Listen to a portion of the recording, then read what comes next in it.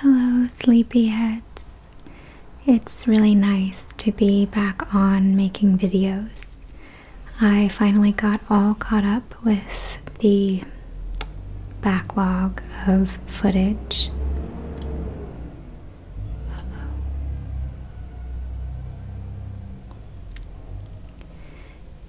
This week I finally got all caught up with my old videos. Just a bunch of footage that had accumulated on my phone for a couple longer video ideas, and I was finally able to knock those out, export them, and free up some much needed space on my phone for some new videos. So today we're going to do something really simple to start off. I'm going to eat some freeze-dried mango and just chatter to you about a few things. Mostly just letting you know what the last month and change has been like for me. So,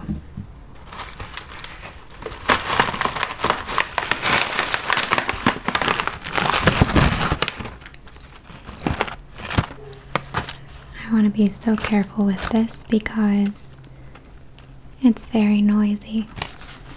So I got this mango at Whole Foods 365. I don't usually shop at Whole Foods, but I got a gift card to shop there, so I decided to just get myself some treats, some things I don't normally see at my regular grocery. I was thinking even of doing a short grocery haul video on Instagram. I don't know if you like that idea, but I was toying with the idea of doing some ASMR shorts on Instagram, specifically when I want to show you different objects around my house. I think that that kind of video works well for lo-fi audio, the kind you get when you just use your phone. Sometimes this mic is very sensitive, and when I'm handling objects, it doesn't equalize the way that the iPhone naturally does, if that makes sense.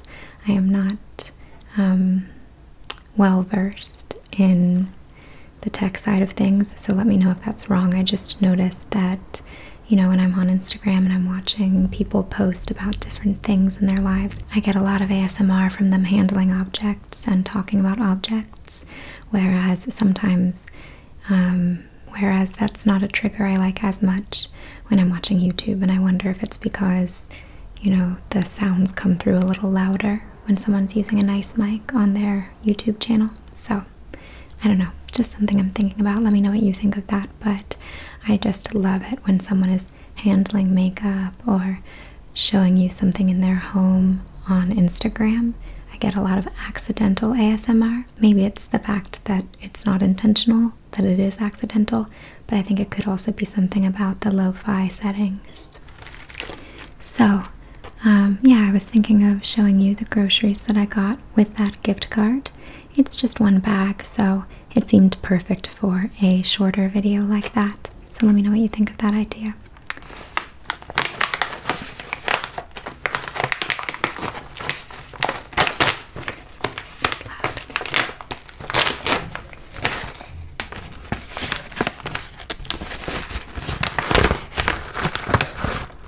Does anyone else think of space food, like the prepackaged foods that would go up with astronauts in their, you know what I'm talking about. I just almost way over explained space food, but yeah.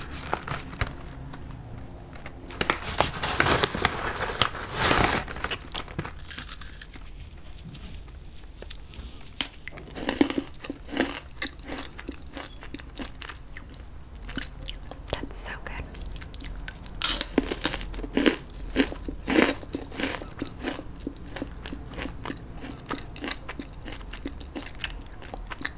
So, my birthday was a few weeks ago. I actually was not here for it. I had to vacate my apartment because I needed some pretty extensive bathroom repairs done. That's a much longer story. I would love to do a video sometime soon.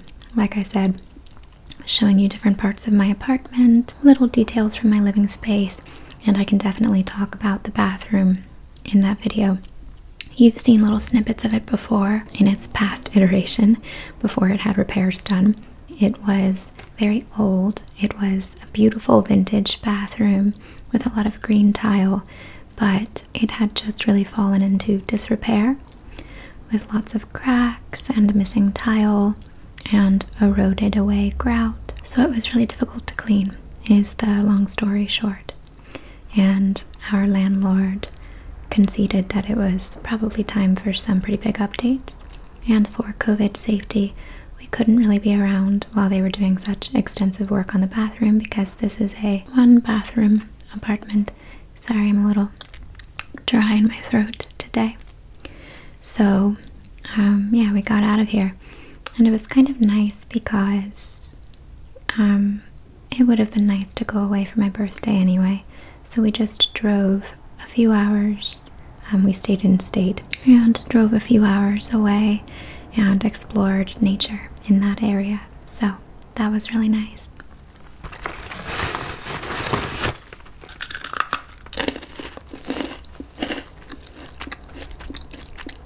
Oh my gosh, it's so tart. I love it. And I love the crunch, of course. I do like just a normal dehydrated mango when it's really chewy. That's lovely, but this I like even more. I have a game that I play with my best friend, and we rate foods. We'll just turn to each other, and one of us will turn to the other and just say a food. Uh-oh.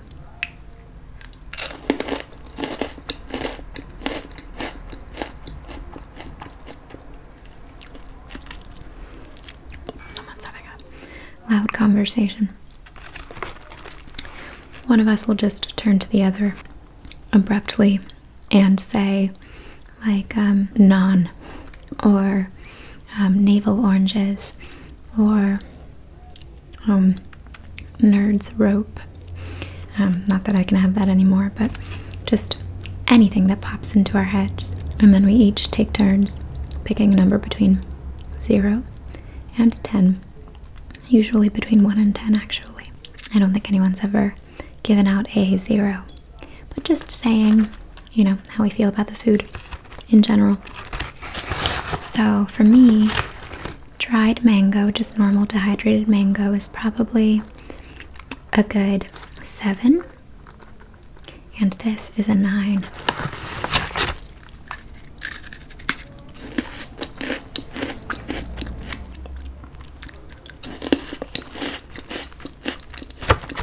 Do you want to see inside?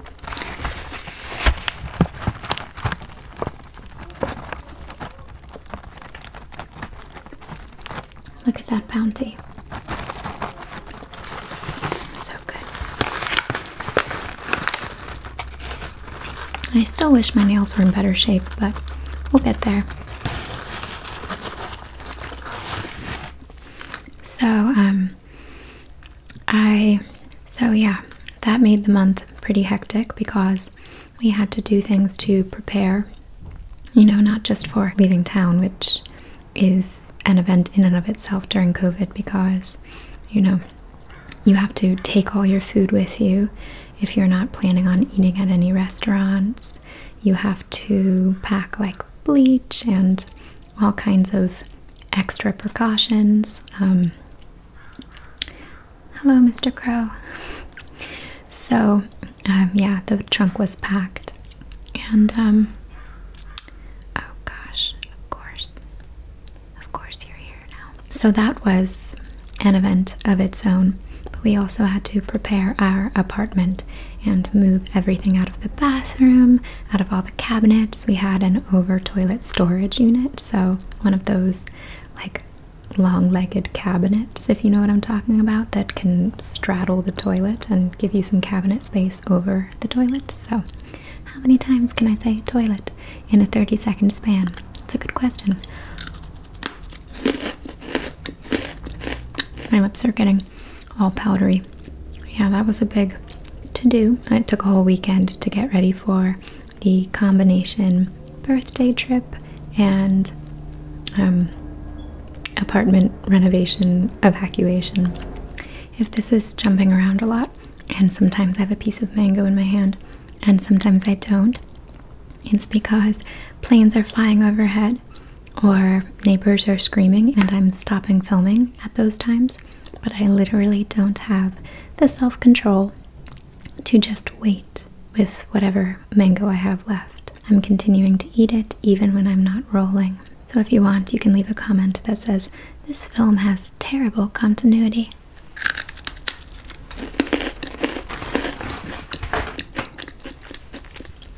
Do you see? I almost just stopped to save my footage, and at the same time, as I was reaching for the camera, the mango was going toward my mouth. That's exactly what I'm talking about. So yes,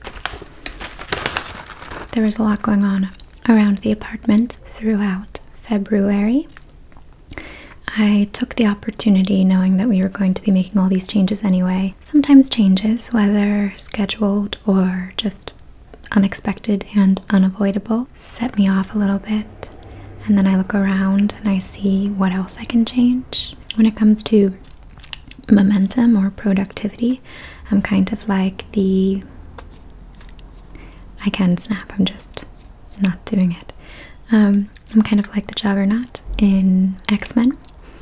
Once I build up momentum, I just keep building it up and keep building it up, and there's no stopping me. But,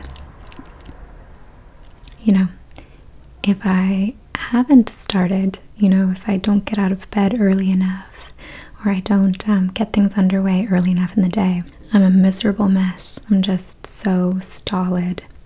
And I think it's because in my head I start to beat myself up for having wasted time and not having been productive, and then that makes me more sad and lethargic and down on myself. But the minute I do one task and feel good about it, suddenly I'm in a frenzy and I'm cleaning everything and I'm looking around the house with this can-do attitude, being like, okay, what can we do, what can we change? And I'm a little hyperactive in the other direction. So yeah, it's probably pretty dizzying to be around. But in any case, all that is to say that I took down some bookshelves that I had up here and I patched the wall a little bit, and then I'm going to sand that and repaint it, and I moved the books that were there to some shelving that I put up over the bed.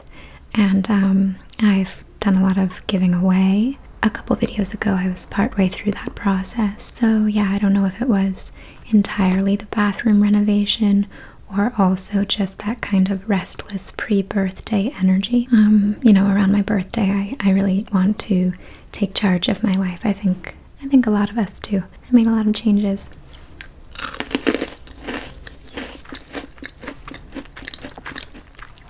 And a lot of that is still getting tied up. Lots of loops to close, lots of ends to tie off.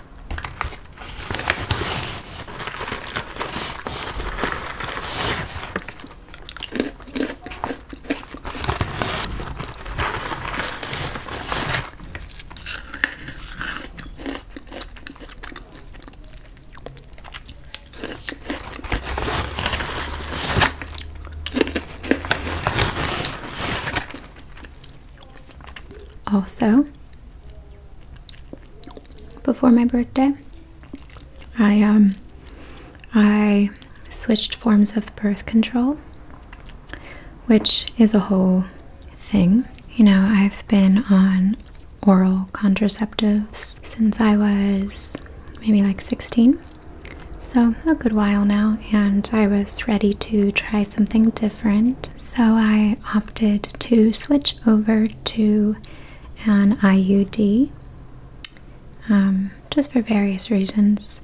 I was thinking of doing a role play where I talk to you as a prospective, patient, someone who's interested in getting an IUD, but I don't know, that might be not the most relaxing role play because, if you do have an IUD, it's possible that you are mildly traumatized from the placement of it. Maybe maybe that's an understatement for some of you. It can be a very painful, notoriously painful medical procedure. And a lot of people believe, research indicates that the average doctor underestimates how painful it is. Some people, it's not so bad. Some people, it's so bad that they can't go through with it, or they pass out, or they, start vomiting spontaneously from the pain. My experience was somewhere in the middle. I'll just leave it at that. So yeah, I spent a little bit of time lately recovering from that. Happy fucking birthday to me.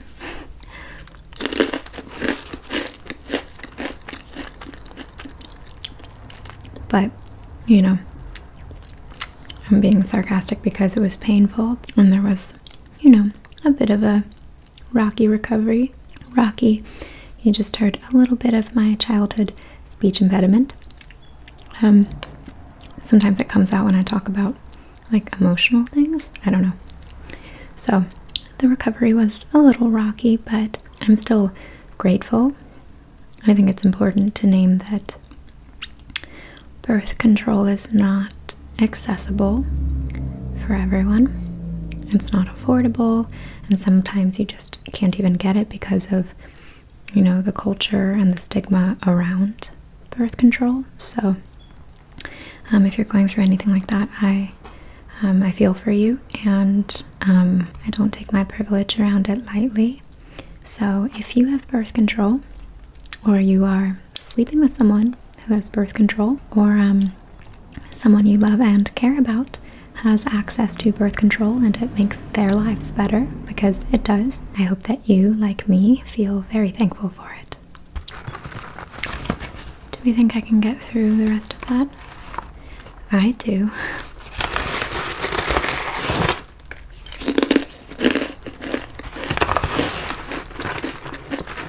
Needless to say, February was very busy. I also got offered a position helping to write the scripts for a social justice organization with which I work, and that was really exciting. It's a pretty big team, lots of people donating their time. So right now I'm still in the process of shadowing and learning about the process. There's a ton of poly-ed involved, which is really cool, but it's a lot of work and a lot of time in a week where I already wish that I had more, not because I am doing nearly as much as some people, but how I am able to use my time is different, especially with OCD. I like a lot of the pushback that has arisen around that. Beyonce has the same 24 hours in a day meme. Different people have different obstacles, different resources, different levels of privilege. So, something to keep in mind in this strange grind culture. I saw something recently. Someone was talking about social justice warriors and, what's terrible about them. I don't know what qualifies as, who qualifies as a social justice warrior, but let me tell you, a lot of the people actually pushing for social justice are not the ones picking fights with you in the comments on YouTube. Maybe sometimes they are, if they have the time and the energy, but I don't know where they would get it if they're actually, showing up to board of supervisor meetings and making public comment and, showing up to action opportunities. So, organizing is full-time work. So, all I know is that the kind of stereotype of a social justice warrior does not fit the work I do and the people with whom I do it. It's one of those things where you want to ask someone online, like, have you actually ever gone to one of these meetings? Like, do you care to look into the thing that you're criticizing? Do you know what we're about? Do you know what we care about? Like, oh my gosh, the Black Lives Matter criticism. I don't understand it at all. It's so reductive. Just seems like it's meant to pull focus from and undermine super valid work being done by these organizations, Black Lives Matter and its solidarity partners, that is. Yeah, so like, have you ever attended a Black Lives Matter meeting? I personally have stood in a room with Patrisse Cullors, and it was one of the honors of my life, honestly, being in a room with her and doing work with her. So yeah, anyway, so yeah, she's the real deal. Anyway, I'm definitely starting to share more, you know, about myself and my body and my values, the work that I do. And, you know, I'm really trying to be proud of who I am, own what I believe. So hopefully that's okay. I can't help it. I am a people pleaser for sure. It's something that I need to work through in a lot of spaces. It's something that I take to therapy. It's something that motivates me to go to Al-Anon meetings, though I do need to better prioritize attending those. It's been hard to work them into my schedule. I went to one group that was really nice. It was a women's literature, women's reading group within Al-Anon. But I did find some of the energies in that group activating for me in a way that just wasn't helpful for where I'm at, because sometimes you do get people in the groups that are members of both AA and Al-Anon. You know, they are recovering alcoholics and they are impacted by the alcoholism of a loved one. That is very common, but for me, if I sense that the critical mass in the space is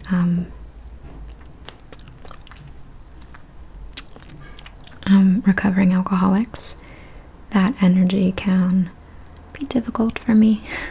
I'm not there yet where, you know, I've really consolidated my, you know, I'm nowhere near, I haven't worked the steps, I don't even know all the steps, so I'm probably in a place where I'm still needing to take space from those energies, you know, the sort of addict personalities to whom I historically have flocked. So, and that's not meant to be any slight to recovering alcoholics. One of the most important people in my life is a recovering alcoholic, you know. It's a lifelong thing, but they are a mentor to me, a role model, just a dear friend, a former employer, with whom I've stayed close. Like, they feel like family to me. So, and I love their children, and I love their children like they were my siblings, or even though the ages don't quite work out, even like they were children of my own. So I just think when someone has recovered like that, I am just bowled over by that person's sagacity and their sense of humor, their humility. So yeah, it's just, you know, not everyone is that far along, and sometimes you need to take space from those energies. It's getting quite noisy now, so I think I'm just going to go ahead and eat the rest and forego as much talking.